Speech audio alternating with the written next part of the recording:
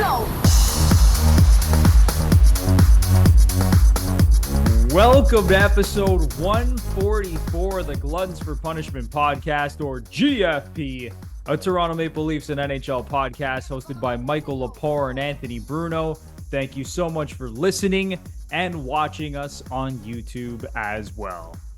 Just when you thought this time was going to be different, just when you thought the Toronto Maple Leafs were finally going to come through when it mattered most, just when you thought they were finally going to put a smile on our faces, they decided to do it again, losing another winner-take-all game and losing again in a Game 7 to the Boston Bruins.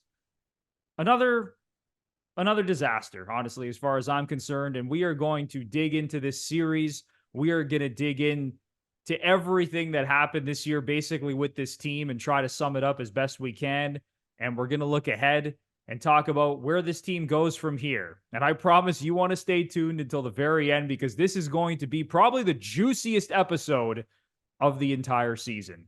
We are here to break it all down, and we would love to hear from you as well in the comments down below.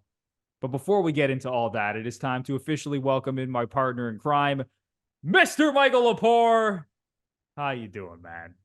How am I doing today, Bruno? You know what?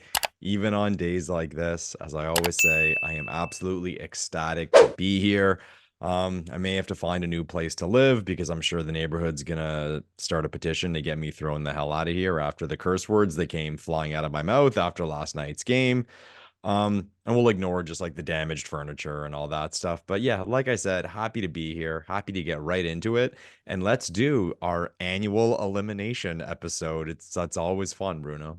It's the same shit year after year. I mean, Yeah, we can sorry, basically guys. just take the podcast from last year, the year before that, and just publish it, honestly, because at this point, it's a broken record.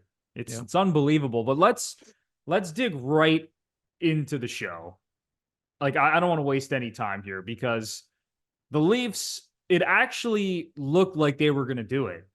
In that third period, Austin Matthews, who's playing injured, makes his triumphant return in Game 7, sets up Willie Nylander.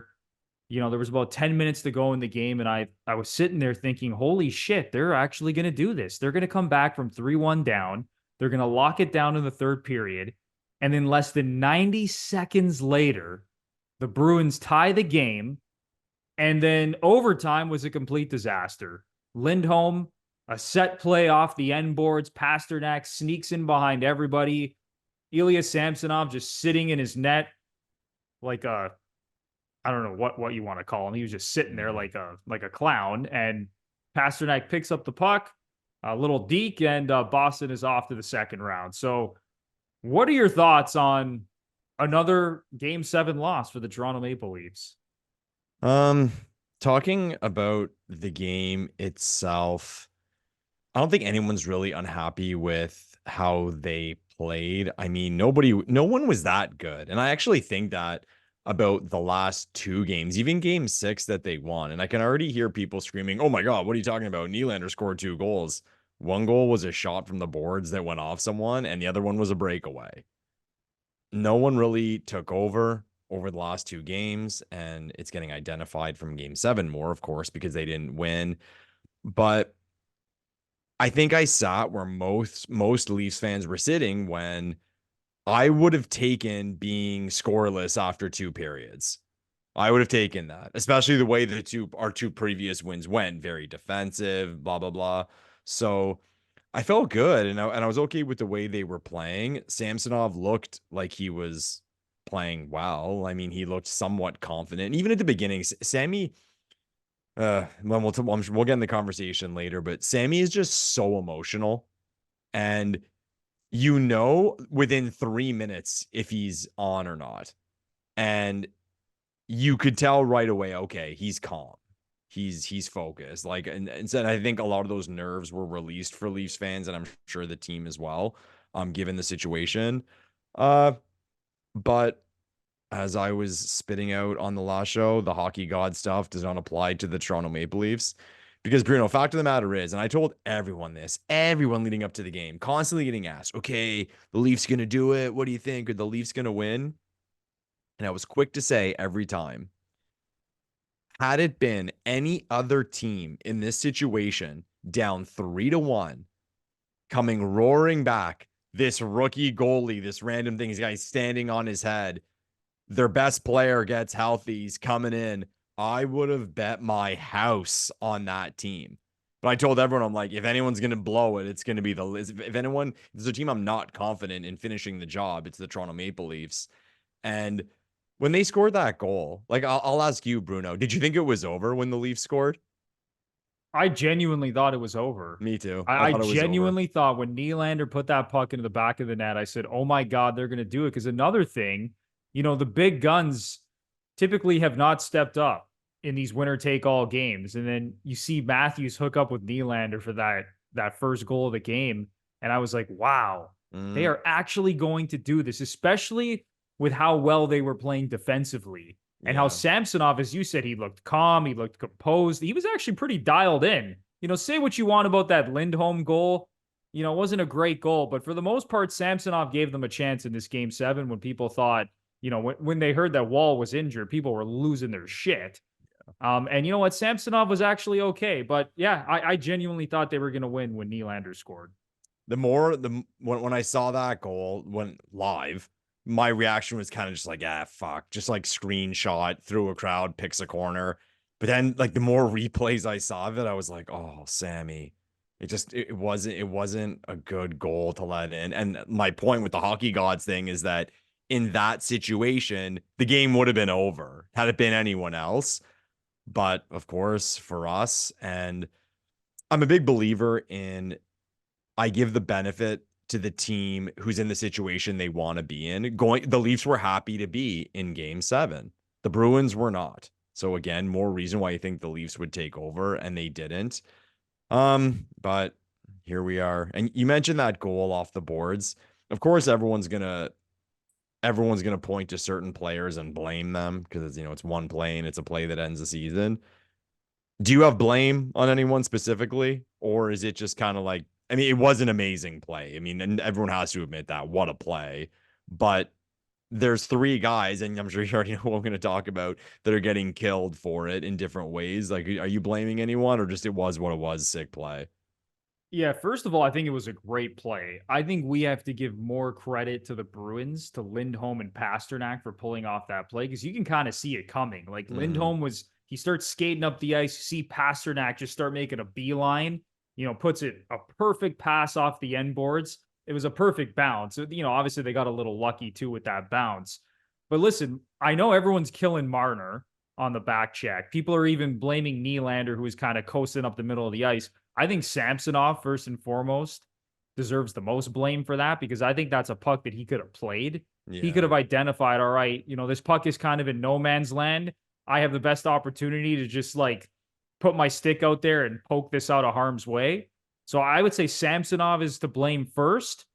Then we can blame Marner as well for kind of falling asleep on the back check and letting Pasternak get behind him. But honestly, I think on top of both of those is the fact that Boston just had a great play, and Pasternak's one of the best players in the world.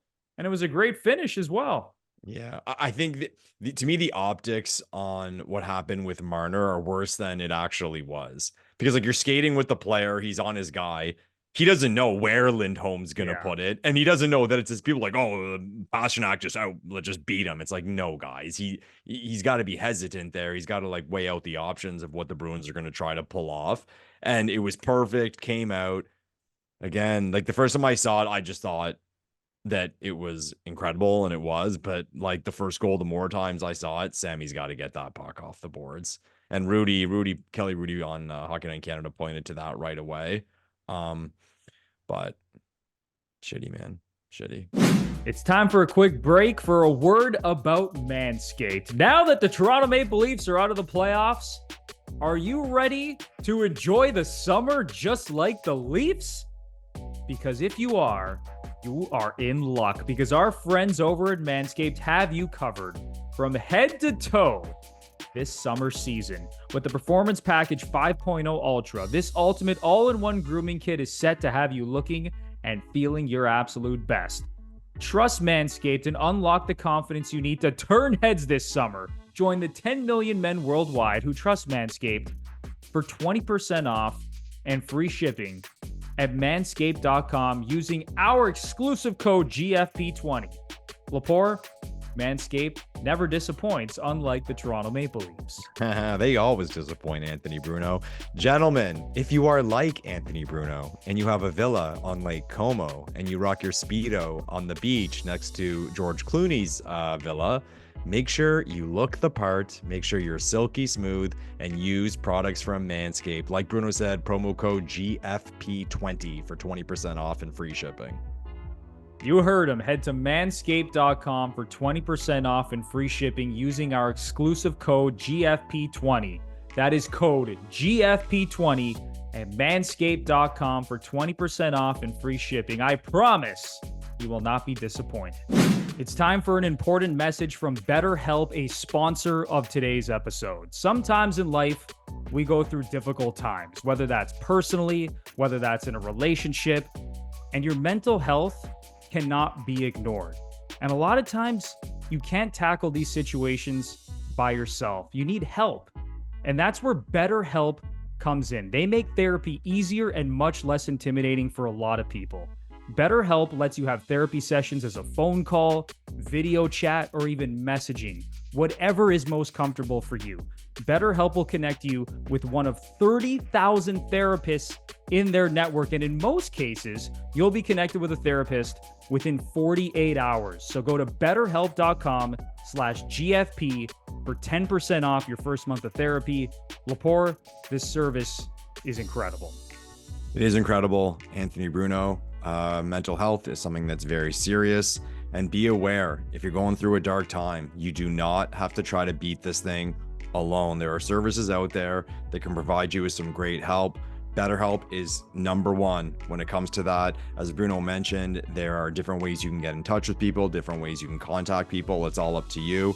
Go to betterhelp.com/GFP. Join 4 million people who have used BetterHelp to live healthier and happier lives. So go to betterhelp.com/GFP for 10% off your first month of therapy to connect with a therapist and see if BetterHelp is right for you. So here's my biggest issue with what's happened with this team. And I was tweeting about this. We've talked about this on numerous podcasts. You know, going into the playoffs, we always hear the same thing. You need great goaltending. You need great defense. You got to play great team defense. You got to learn how to win these low-scoring, gritty type games, right?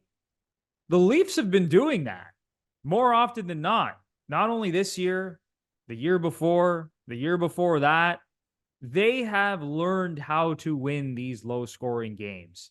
The issue is that this offensive juggernaut that once again finishes one of the highest scoring teams in the league this year, they were second in the league in goals per game this season, once again completely failed this team in the playoffs. Like, these numbers are just unacceptable. The Leafs scored 12 goals in 7 games against Boston. 12 goals in 7 games. You go back to last year in that series against Florida, where the Leafs got embarrassed against the wild card team where they were expected to beat. 10 goals in 5 games. So this team has scored 22 goals in their last 12 playoff games, and their highest paid players, for the most part, not all of them, but most of them do not show up in these big moments and don't show up in the playoffs, period. Like Mitch Marner and John Tavares, for the most part in this series, were completely invisible. I know Nylander missed some games with an injury. Same with Matthews. There was some bad luck, all right? The Nylander situation, the Matthews situation, and then the Joseph Wall situation. That was shitty luck all around, all right? Even Leaf haters can admit that. But when you're paying all these guys all this money, it would be nice to see Mitchell Marner step up. And I don't want to completely bash Marner because he's getting a lot of hate right now and people are very angry at him. But man, when you're only putting up 2 or 3 points in a 7-game series, it's just not good enough, man. So again, that's where my frustration lies here, Lepore, is that this team that is supposed to be this high-octane, great offensive team, they added extra depth this year. Once again, we're not able to score in the playoffs, and that's what failed them. 12 goals in 7 games. Unacceptable. Yeah, I think something is not getting enough voice is they didn't get a single goal from their third line. And you need that. You need that to win a series, especially against a team like the Bruins that's balanced. But this is loaded. But what is it? What is it? People go off about, oh, the playoffs are different and it's tighter and there's less space out there. That is true, of course. Everyone would admit that. But it's not like it's a different sport. Like typically, good players in the regular season are also good players in the playoffs. And I don't have an explanation for it, Bruno. And it's to the point now where things are getting genuinely hard to do. And I thought about it. I'm like, I'd like to see if a team in the history of the league has ever made the playoffs 8 straight years and failed to make a conference final. And then I was thinking even further, and I want to do the research on this.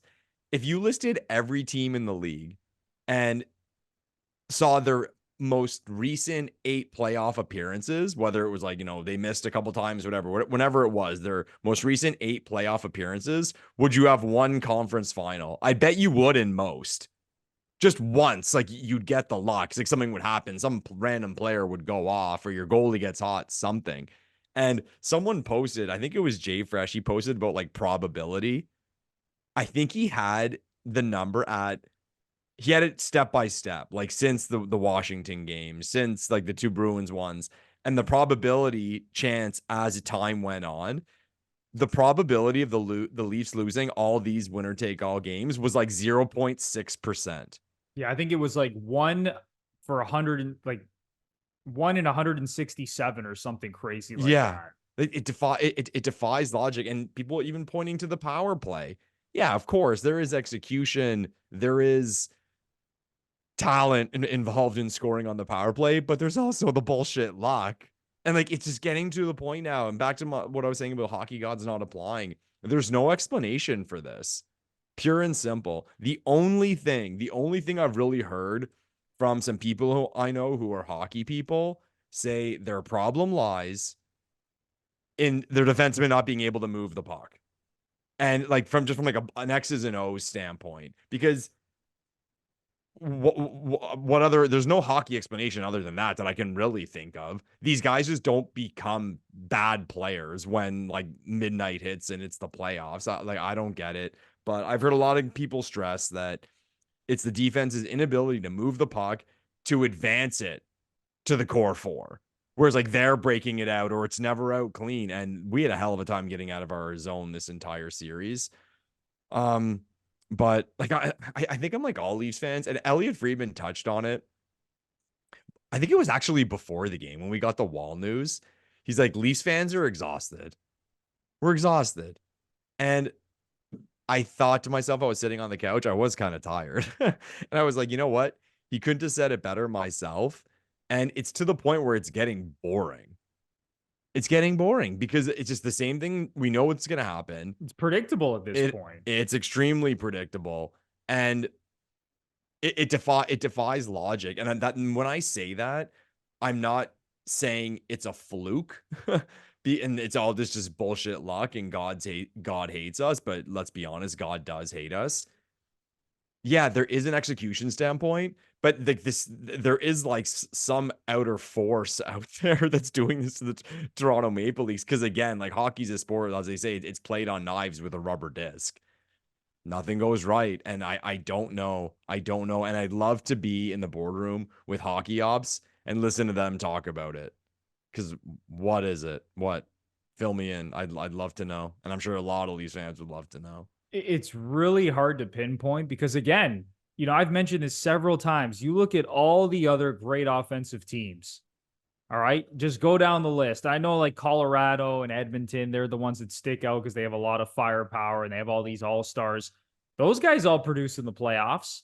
And listen, I know like Colorado last year, they lost in the first round of Seattle. There's going to be some years, even McDavid and Draisaitl, they had a couple rough playoff goes where they went out to Chicago in 4 games. They've gotten swept multiple times. There's going to be some bad moments, but for the most part, those guys find a way to produce. You go look at their playoff numbers: Draisaitl, McDavid, McKinnon, Rantanen. Even like the Winnipeg guys. Like even like Mark Scheifele. I mean, he's had a run to the conference final. Like all of these guys have found ways to produce in the playoffs. It just seems like the Leafs star players are the only star players that can't figure out how to score in the playoffs. And listen, there's got to be some other star players out there who have struggled in the playoffs. And let me know in the comments if you have their their stats in front of you right now and you want to let me know. And it's really hard to explain because I don't know how you go this long where your best players cannot find a way to produce offense in the biggest moments of the year. I don't understand it either. And going back to the math situation here, like it honestly defies all logic. You would think at one point after all of these winner take all games, that just like 1 year, the Leafs would have made a run to not even the cup final. You mentioned it, Lepore, even just the conference final to lose this many winner take all games. So in the Matthews era, this team has been in 6 winner take all games, 5 game 7s, and that 1 game 5 against Columbus. They've lost every single one. And then the other winner take all game was the 2013 4-1 debacle when Matthews, Marner, and Nylander weren't even in the NHL yet.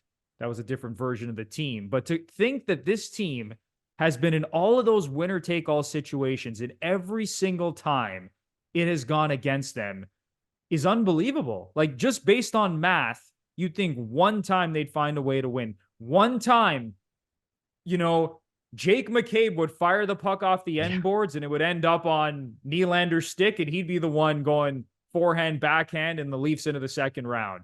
You would think one time a shot from the point would go in off, I don't know, Matthew Knies' leg and send the Leafs into the next round. It's crazy because at this point, it's like Leaf fans aren't even asking for this team to go on a cup run. They're asking for like a moment that we could all rally behind because this era, this Matthews and Marner and Nylander era, it has just been full of heartbreaking, brutal, just sad moments, flat out sad moments.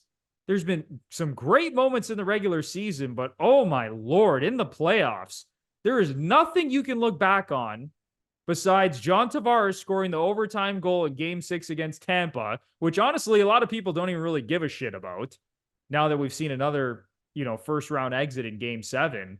There's nothing that you can look back at from this era as a Leaf fan and be proud of.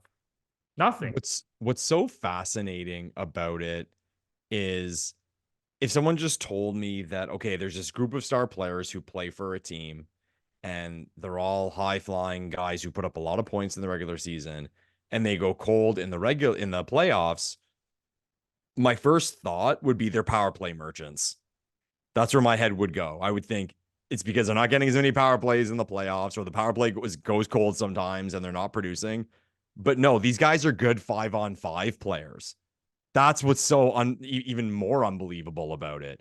How does Matthews go? And again, the injuries and all that. But this is a guy who scored 50 goals, 50 even strength goals in the regular season. One of the best goal scoring seasons ever. Like, no answers, man. No answers. And people are going to talk about, and this is another discussion because back to the point of how people think like hockey becomes this different sport in the playoffs.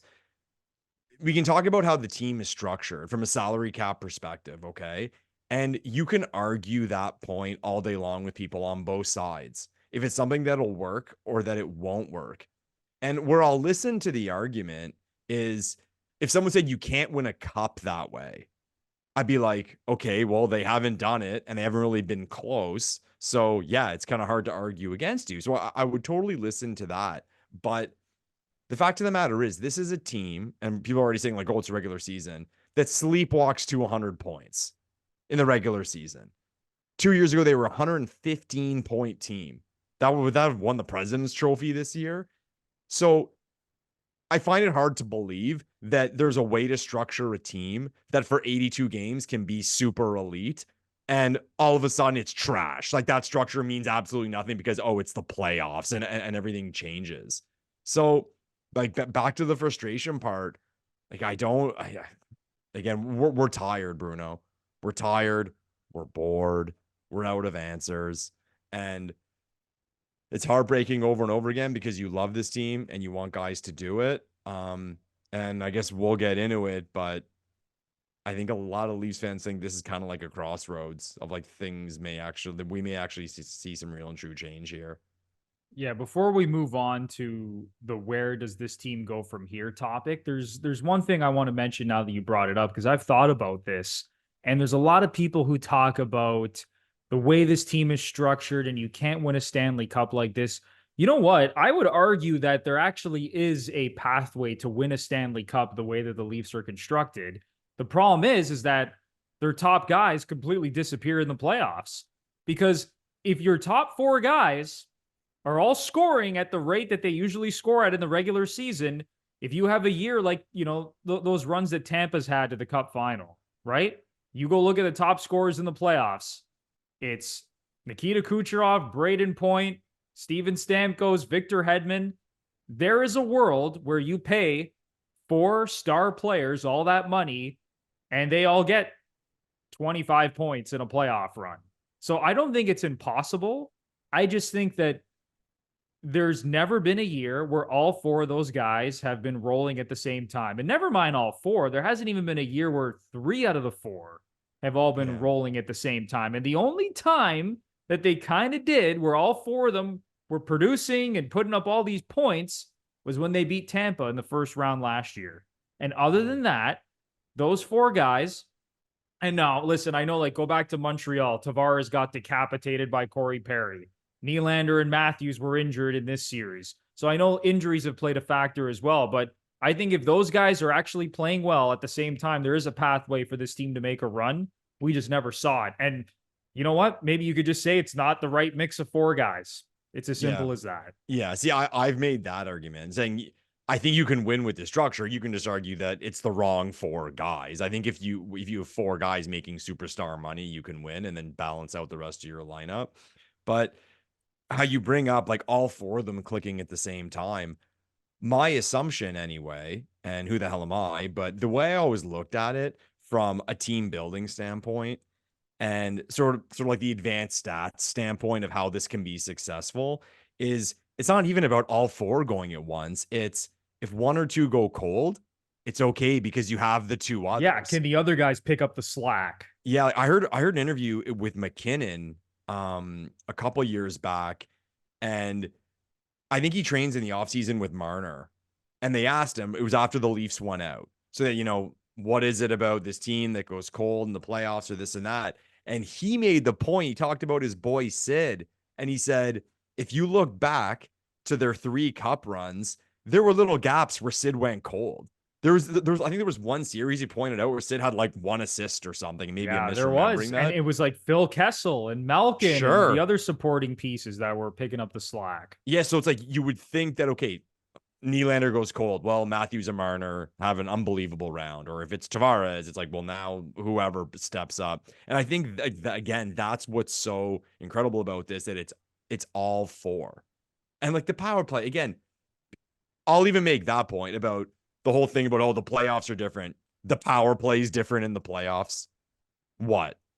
Like really and truly a good power play. A little more pressure. You're feeling it a little bit more. Come on, man. Yeah, these guys have been around for so long now. They're not kids anymore. Yeah, and that's what I think that's what we're trying to express here. Like this might be taken as kind of like excuses and it's just bad luck. But no, I'm just screaming for someone to try to explain it to me. But like hockey wise, how is this possible? And people say, oh, like it's mental. I think when the puck drops, the game starts. That's it. I believe in nerves pregame, whatever. But once a puck drops, Austin Matthews is Austin Matthews. Connor McDavid is Connor McDavid. Like that stuff doesn't matter. Yeah, we truly have not seen anything like this, honestly, at least in my lifetime watching hockey and watching sports, where a team, honestly, this good has lost this many winner-take-all games in a row. I've honestly never seen anything like this, and it honestly defies all logic. So the next thing I want to talk about Lepore is Mitch Marner. Yeah. Okay. This is going to start the conversation of where the hell does this team go from here? Because a lot of people have been saying that was Marner's last game as a Leaf. They're all just completely bashing him for that back check on the Pasternak OT winner. And we'll get into maybe, Sheldon Keefe and John Tavares and so on and so forth and the rest of the roster. But what do you do here with Mitch Marner? Because obviously, let's keep in mind that Marner has a no movement clause. Same thing with John Tavares. Would you go to Marner if you were Brad Treliving and try to convince him to waive it and send him somewhere else and just try to retool this team? Or would you actually just kind of wait this out, maybe wait for Tavares' contract to come off the books, or even, you wouldn't really want Marner's contract to come off the books and then you don't trade him and then he walks. But like, how would you handle this situation with Mitch Marner? Um, that's a great question, and I'm sure books are going to be written on that one day. What's interesting about the Marner situation going into the summer is if you look back at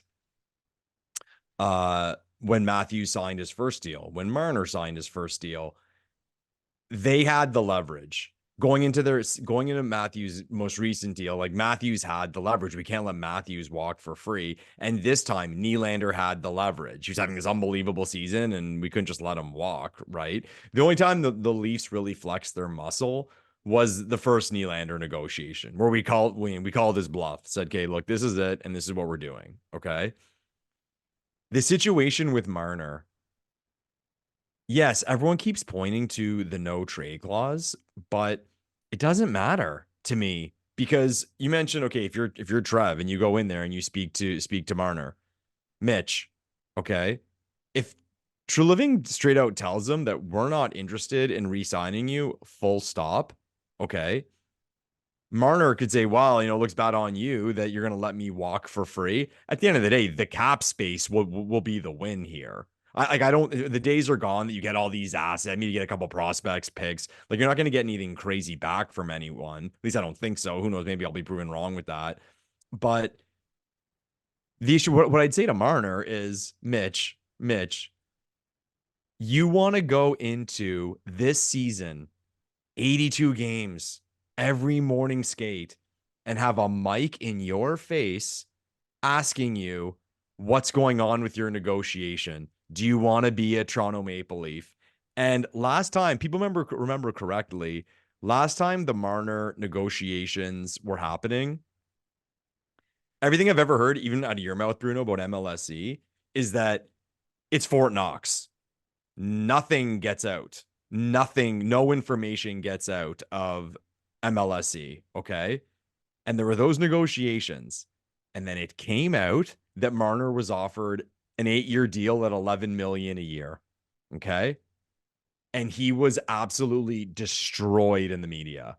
They were calling out his dad. They were calling out his agent, this and that. TSN was all over him. And I heard people say that that was done on purpose, because they said, you know what? We're going to let this leak, what we offered, because you're going to look terrible. And if you remember, he signed like 2 days later. Okay. Now, with this deal, or if there is a deal negotiated, the Leafs have that card. Mitch, this is what we're going to offer you. Okay. Take it or leave it. If not, because I'm sure it's going to be a lucrative deal if they do want to keep him. Take it or leave it. They'll let it leak. And then it'll make those post-game interviews an absolute nightmare for him, and the morning skates. But back to the question you asked, if I would ask Marner to waive, I hate to say this, Bruno, but I don't know. I'd really have to breathe, and people don't want to hear this right now, but Mitch Marner's a special player. He's one of the best players in the history of this organization. And as crazy as that sounds, and I mean, at the end of the day, it's a shot to our organization that this guy who hasn't won anything from a team standpoint should be considered one of the best players in the history of the organization. But I take some time to sit with it, because people right now, they just see straight out that, okay, whatever they get from Marner and that money comes off the books and we're better. Not necessarily. Not necessarily. Bad things can happen, or the wrong choices can be made. So I don't know, Bruno. Like, I ask me later in the summer, like how I feel about it, or even in a few weeks or in a few days, how I feel about it. But as it stands right now, if I'm being honest, Bruno, I think I just, I'm gonna sound like a fan, man. I wanted to work out for these guys. These are guys we drafted. We were never that team. Here we drafted the Toronto kid, Marner, this superstar kid with a lot of energy, like the total poster boy for every kid growing up in Ontario dreaming about playing for the Toronto Maple Leafs in his backyard. It's hard not to root for him. And now stuff has happened, both in the way of him, his dad, his personality, his results. So like that mood has changed. But when it comes to him, Matthews, Nylander, and Tavares, and Riley, these are the guys, like, they've been around. I want them to be successful so bad. So to make the decision would be really, really hard for me to get rid of one of them. So yeah, you have to give me some time, Bruno, to digest it and react as to whether or not I'd send Marner to Siberia. What would you do with Mitch, Bruno? That's fair, Lepore, because listen, I know people might not want to hear this right now, but I'll say be careful what you wish for when it comes to Mitch Marner.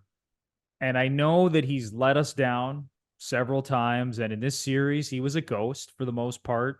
Didn't really generate anything offensively besides setting up Joel Edmondson, who Oh my weirdly God. was the trigger man on like 6 different really good scoring chances throughout this series. I'm Bruno, like, why does the puck always end up on Joel Edmondson's stick in these prime scoring zones on the ice? I'm like, I can't even believe I'm watching this. Yeah. That's besides the point. But listen, everyone wants to run Mitch Marner out of town. All right. Everyone's getting on this guy. He is the whipping boy of this hockey team. You know, everyone's talking about how soft he is, how he never shows up when it matters most. I just think you really got to be careful what you wish for because, as you said, I think he's a special player as well. A guy that is this good on both sides of the puck, offensively, defensively. Like, if we remember last year, this dude had 14 points in 11 playoff games last year. The year before that, 8 points in 7 games.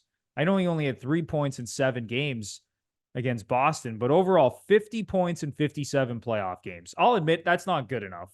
No. You know, when you're paying a guy a shade under 11 million, you need him to be over a point per game player in the playoffs. And more often than not, he's kind of been a ghost.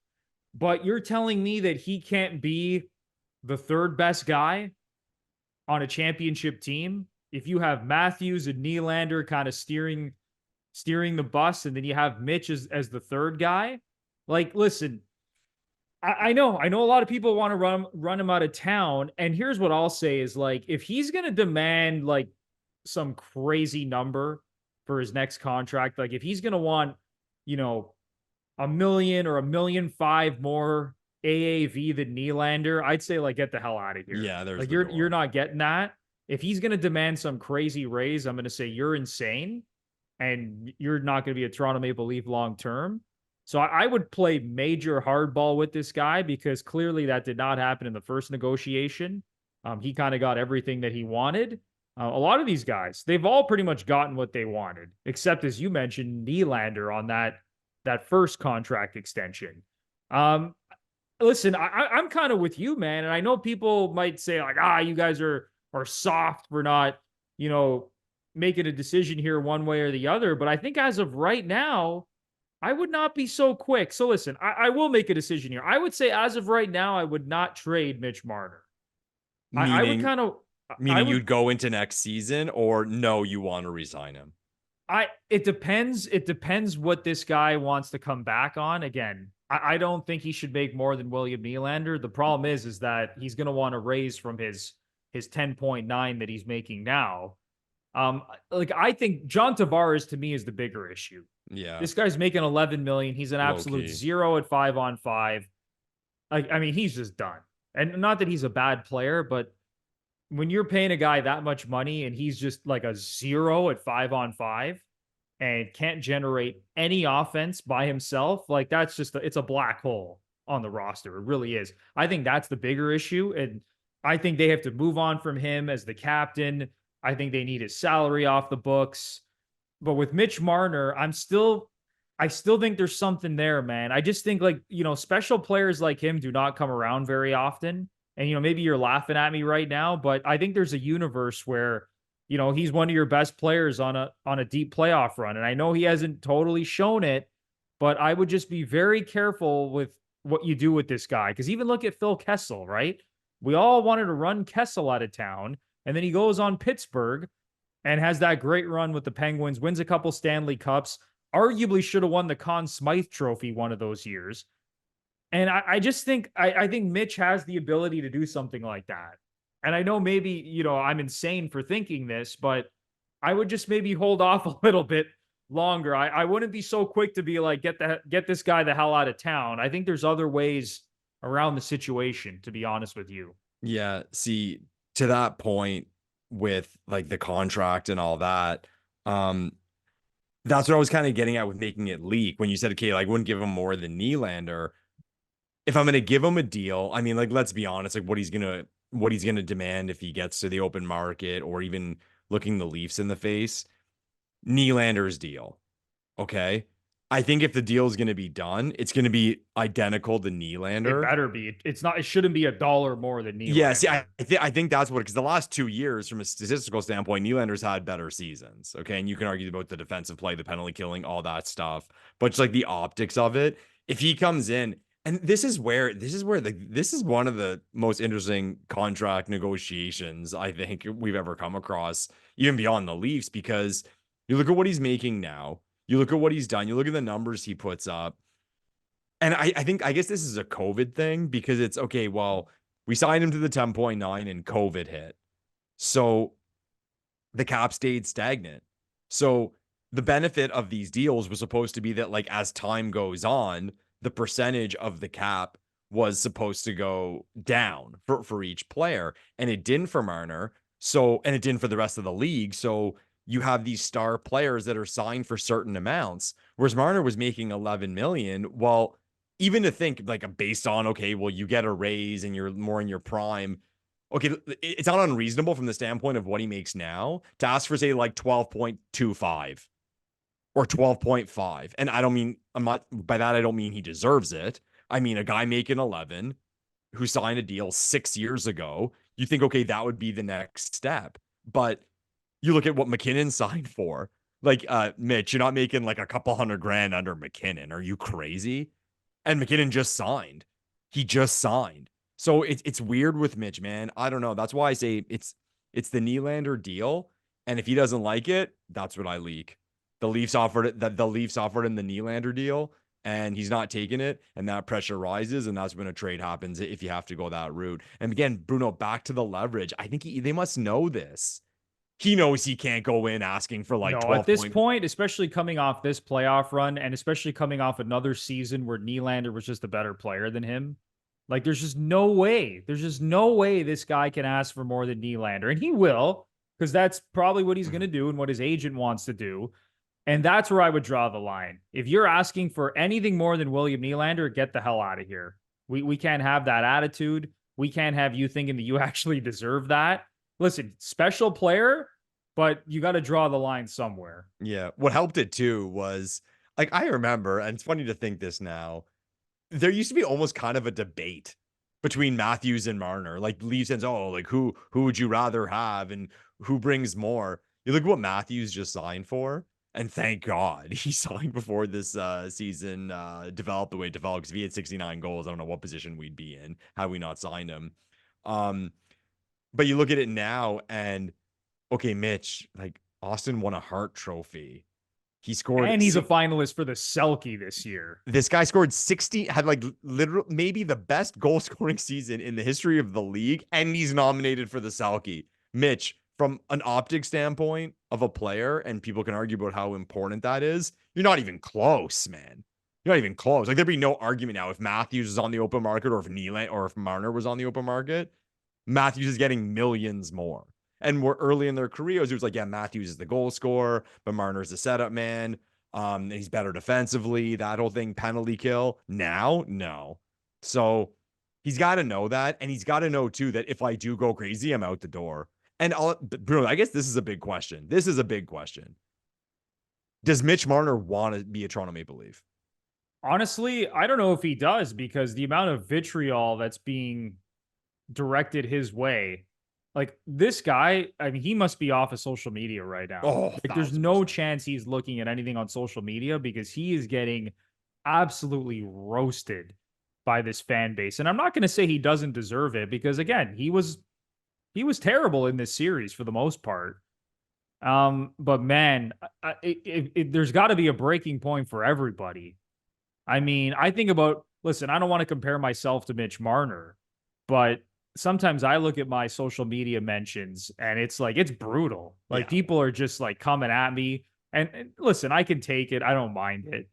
I can't even imagine what a guy like Mitch Marner's going through, Gotta who's be off it. one of the best players on the Toronto Maple Leafs and who's been like the poster boy of like this team's failures during this era. I can't even imagine what this guy goes through. And he lives here. Like, it's not like he's like, Yeah. Austin Matthews, who's like, going back to Arizona. I don't know where else, these guys have properties, but, Mitch Marner's not American. He's not leaving Toronto. Like, this dude lives here, Yeah. right? Like, Nylander's in Stockholm. Like, holy cow, man. I don't even know. I don't even know what he's thinking. Like, I don't know if I'd be able to handle it, honestly. The vitriol that's being directed his way and that he probably experiences on a daily basis. I don't blame him maybe sometimes for how, you know, sometimes he acts a little weird to the media. And listen, I don't like the way that he yeah. interacts with the media sometimes. It rubs me the wrong way. Little snarly, like little like annoyed. It's like, hey, Mitch, relax. But he has just taken a lot, man. And listen, we all want to throw stones at the guy and chirp him, but man, I think we all reach a breaking point, and who knows? He could be like, "Fuck this! I want to get the hell out of here, and I want a fresh start." Yeah. To the point about like the plays with Edmondson. So the Leafs didn't generate a lot last night. And to be fair, I didn't think anyone was that good. And back to the point, like Nylander's goals. I mean, even his goal in game 7, I mean, he has to score that. Like, let's be honest, he Yeah. has to score that. In my opinion, anyway, the two best offensive plays made in the game were both from Marner. The two feeds to Edmondson, where there was like you saw a super talented play. It just like you said, it went to the wrong guy, and that's gonna sound weird to people now, but think about it. Those were two of Toronto's best scoring chances, and they were created from that. Like the first their goal was kind of weird. The Bruins player toe picked, and they had a 2-on-1 down low goal. I mean, again, you expect professionals to be able to execute that, but as far as it goes, where you saw something and it was like, wow, that's a play. They are both from Marner. Even the goal he scored earlier in the series, it was a Oh, sick amazing. goal. It was a Amazing sick goal. goal. I mean, obviously, you'd like to see that game in and game out from this guy. But yeah, listen, I think we're both in the same boat here. And, Leaf fans are probably going to call us complete clowns for these takes, but I think we're both a little hesitant on the run this guy out of town take that a lot of people have right now. Yeah, But but quickly, I do think Leafs fans, sorry, Bruno. I think the whole take, even something be careful what you wish for. This guy might go somewhere and win cups, whatever. Kind of like Phil. I don't think Leafs fans, number one, would be surprised at that. And number two, would necessarily hate that. Like if that's Marner, fair. like people say, like say Marner went to the Ducks, I don't know, and the team built up, they got a lot of prospects. He was a main figure there, and they were successful in the playoffs, and he put up good numbers. I don't think Leafs fans would be surprised. I think everyone thinks this guy or the people who are against Mitch Marner are re-signing with the Toronto Maple Leafs, and the people who want him traded. I think they acknowledge he's a fantastic player and he's extremely talented, but they just think it's wrong. You have to be a certain breed to play for the Toronto Maple Leafs, and he's the wrong breed. So if he goes Yeah. somewhere and he wins 3 straight Conn Smythe trophies, well, he wasn't going to do it here, so we can't be upset about it. Yeah, I know. I agree with you. I think people, for the most part, think that this guy just needs a fresh start, that both sides need a fresh start, both Marner and the Leafs, and maybe it would just be good all around. But I'm still willing to wait this out a little bit. And I'm still not 100% convinced that Brad Treliving is just going to be like, all right, it's time to Yeah. trade Mitch Marner.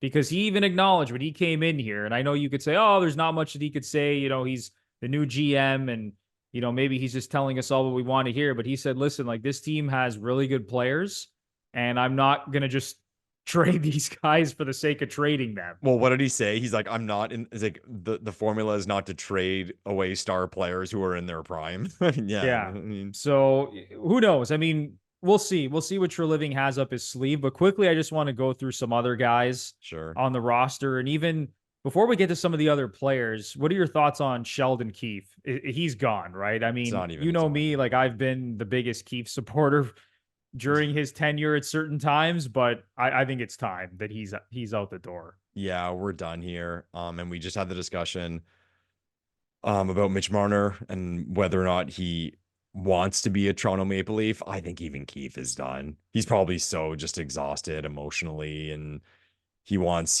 nothing to do with it. And he's a good coach. He'll get another job, and he's had some success. So, and his brand now because he coached the Leafs. And let's be honest, Dubas is going to give him a job at some point again. So, I think that is just a mutual divorce. I think Kiefer is gone, and I'm grateful for the time he put in here. And again, I think he was a good coach, and he kind of saved that season. That year he came in, people forget about that big turnaround the Leafs had, but I don't even think it's a talking point. Bruno, that press conference when he It was made that, bizarre. There was a couple quotes he had. So one of the quotes, Lepore, I was just going to bring it up, where he okay, said teams, when they play the Leafs, they basically design their game plan for the Leafs to beat themselves. Like he yeah. admitted that in his press conference What do after you game 7. what do you think he really meant by that? And because I think, and maybe I'm giving credit here, but I think what he meant by that was teams don't just play us.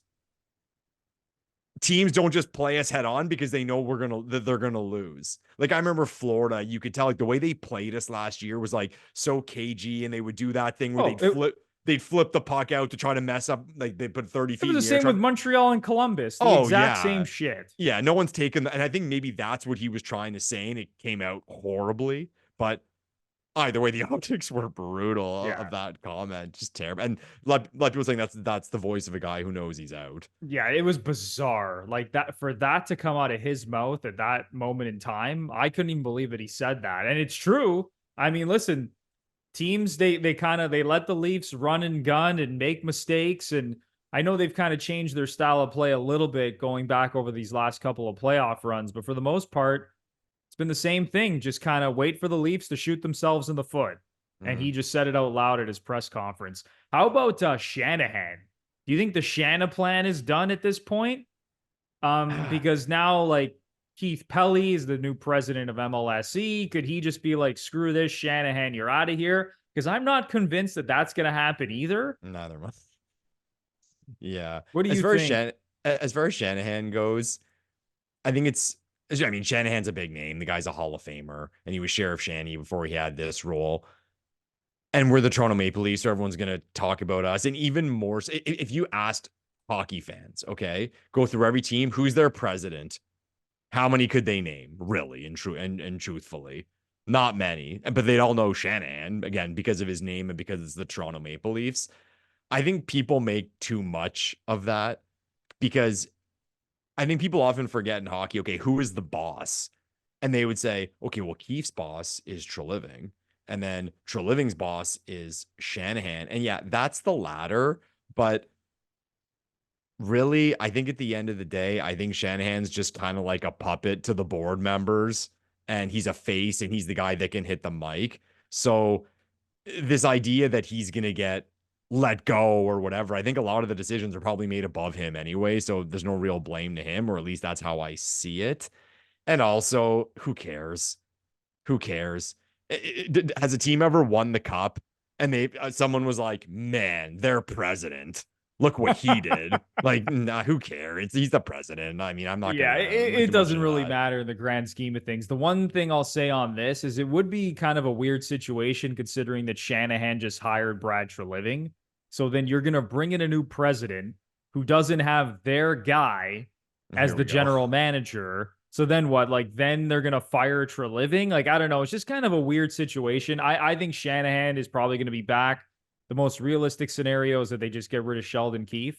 And listen, like I don't even think Sheldon Keefe was like severely outcoached, as some people would say. I Oh, think honestly, for the most part, his best players let him down. I'm not saying he's a perfect coach, but listen, I do agree that I think it's time to part ways with that dude and just bring in a new voice. But just quickly kind of going down the list here, we don't have too much time left, but looking at like some of these UFAs, mm. like Domi and Bertuzzi, where do you stand on those guys? Because personally, I would bring back Max Domi. I think he was great the second half of the season. I think he was even pretty good in this playoff series. Bertuzzi, I kind of really don't have interest in bringing that dude back. Where do you No, stand on those guys? I'm the same. I think we look at what this team needs, and I mentioned a need of puck moving defenseman. You can use that Bertuzzi money to go get a decent puck moving defenseman, and different guys in this playoffs. And oh man, Bruno, I'm glad I remembered this. So Michael Lepore can admit when he was wrong.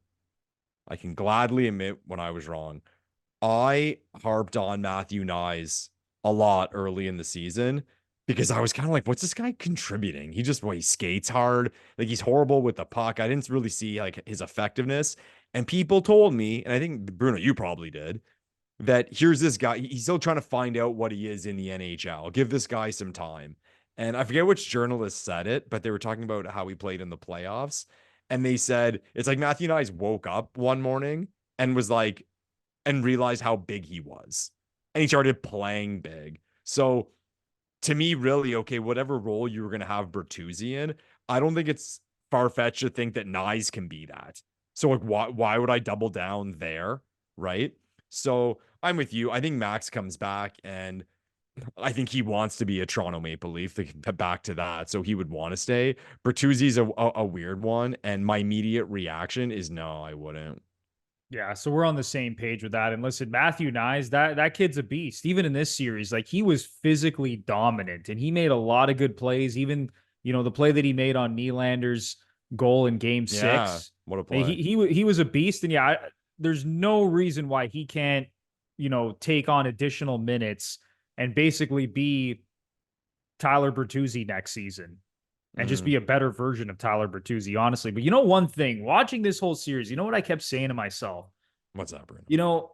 Charlie McAvoy, he's amazing. Okay. Every team would love to have a Charlie McAvoy. That dude's, listen, he's not like the best defenseman in the league, but he's one of the top, 8 defensemen in the NHL. Like just an all around beast. Maybe top that's, 8? I think he's a top 8 D man in the NHL, honestly. Maybe. You know what I kept saying to myself, Lepore? The Leafs need a guy like Hampus Lindholm, like just a solid D-man, good puck mover, doesn't make mistakes, just like a great all-around player. Not considered like a stay-at-home rugged defenseman, just like a good quality, like number 2, number 3 defenseman. And that's where they could use that money if Tavares comes off the books, if they end up trading Mitch Marner. That's the type of guy I think this team needs. Because listen, they kind of maybe tried to do that, bringing in John Klingberg. It just completely blew up in their face, and John Klingberg is not Hampus Lindholm. But I think that's the type of guy that they need to surround, Morgan Riley with, and Jake McCabe. And, maybe you're in the camp that the Leafs should even get rid of Morgan Riley as well. But the more I watch the series, I'm like, man, wouldn't it be nice to have a D-man like Hampus Lindholm? Like a guy who's not coming in at a crazy high cap hit, but is like a really quality number 2 or 3 defenseman. So you know who that was, Bruno? And I mean, I think he almost gets forgotten about too easily. It was Muzzin. Yeah, that's a great point. Before he got hurt and the concussions, Muzzin was good, man. Yeah. Just good enough. And he was a leader, big body. You could put him in different situations. I think not enough credit gets given to how much like of a blow to the team that was, that he just couldn't stay healthy anymore. Yeah. And that's just another, like, added to the list of like just shitty injuries that have happened to this team, around the playoffs, or they're just losing guys that are very important pieces. But is there anything else you want to get off your chest before we wrap up this podcast? Is there anyone else we need to torch? We did the coach, we did the star players, we did the depth, the president. We didn't really talk about the GM. Maybe we'll save that for next time, and the deals he made or did not make. But Bruno, it is my happiest time of the year. You want to know why? Because once I can breathe after the Leafs loss. Michael Lepore loves hockey. I can sit back. I can watch the playoffs as a neutral and just enjoy it. So I'm trying to put a positive spin on the negativity, but I do enjoy the playoffs when I don't have a dog in the fight. I really do. So looking forward to Vegas and Dallas tonight. I'm sure by the time this comes out, we'll know who's moving on. But yeah, man, looking forward to the second round. And the second round's the best, right? Because you typically have 2 games a night. and they structure it so you can watch one and then watch the other. So, I mean, I'm not usually occupied with my favorite team in the second round, so this is kind of like an annual tradition. But Lepore is doing okay. No, you said it, man. We can all breathe now as Leaf fans because you just can't comfortably watch a playoff game as a Leaf fan. They never make it easy. You're always biting your nails. And now we can actually just breathe and enjoy hockey for all of us who actually just enjoy watching this sport. Yeah. We don't have to sit there like nervous wrecks in front of the television. One thing I will say before we go, I said this, before the playoffs started, I said, whoever wins this Bruins Leaf series is going to get mangled by the Florida Panthers. And I completely stand by that. I think Florida is going to run through Boston. I'm not going to say they're going to sweep them, but I think that Florida is still the class of the Eastern Conference. And I'm going to stick with my Panthers versus Oilers take for the Stanley Cup final matchup. So I'm with you, Bruno. I'm with you on that. Like if I had to bet, I would bet Florida 100%. But I got a total wake-up call to Swayman in this series against Toronto. Phenomenal. Like, Swayman can steal a series. Yeah. No, he's fantastic. Good. And they got Bobrovsky across the way, but if the Bruins do win this series, it'll be because of Swayman. That's just making that observation. Yeah. And it's possible.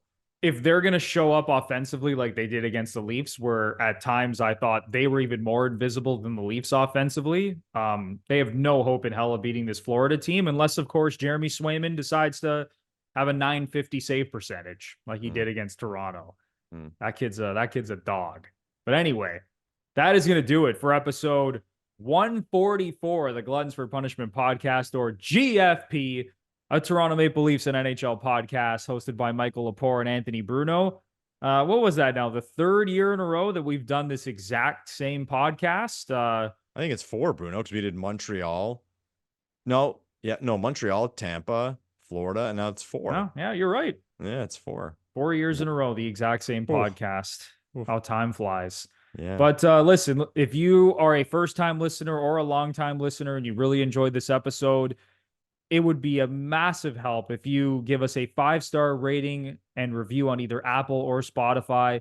And if you're watching us on YouTube, we would appreciate this so much if you just smash the like button, subscribe to the channel, leave a comment down below with your thoughts on this series between the Leafs and the Bruins and where the Leafs go from here. And then while you're at it, ring the notification bell so you know exactly when the GFP podcast is posting some new content. So for Michael Lepore, I'm Anthony Bruno. I can't wait to see what the Leafs do next, because it is going to be one hell of an offseason, and we are going to be here to cover it all. But until then, enjoy the rest of the Stanley Cup playoffs, and we will chat very, very soon. Thanks, everyone.